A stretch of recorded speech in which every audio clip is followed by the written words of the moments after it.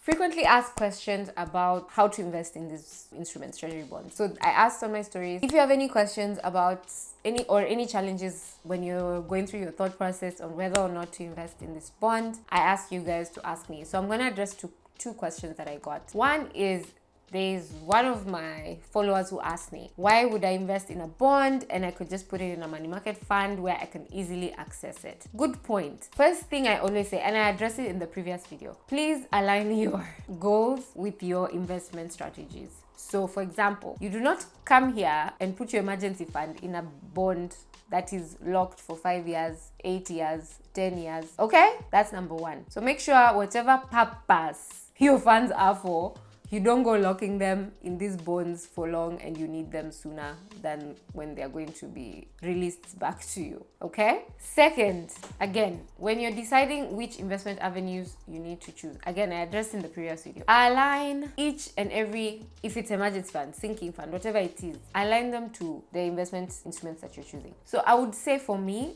you'd look at putting in bonds things like your child's long-term school fees if your child is not about to go to university anytime soon. I would put there, like, maybe if you're trying to put in funds or putting together funds for maybe building a house in another few years, things that are long-term goals. Yeah, don't put short-term things there, please. Your holiday money to Mombasa, you put there. Okay.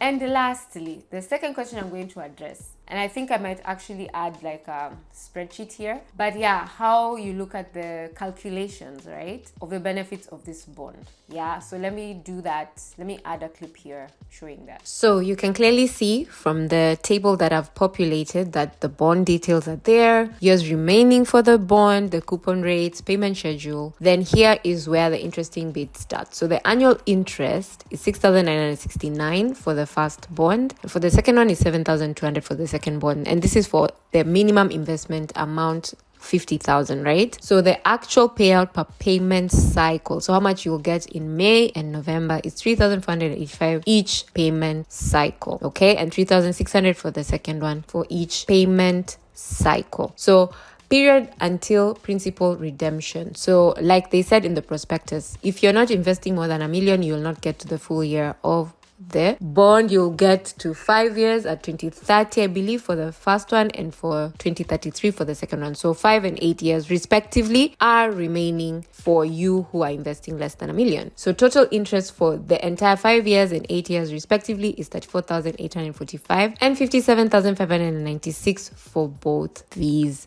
bonds. Are we together? Are we clear? So for those people who are saying 50k is too kidogo, you'll not make anything, it is something when you consolidate everything. And even better yet, if you're able to reinvest this money back to maybe MMF where it will continue to earn interest, those are the things that will make you money. So there's no little money in the investment game.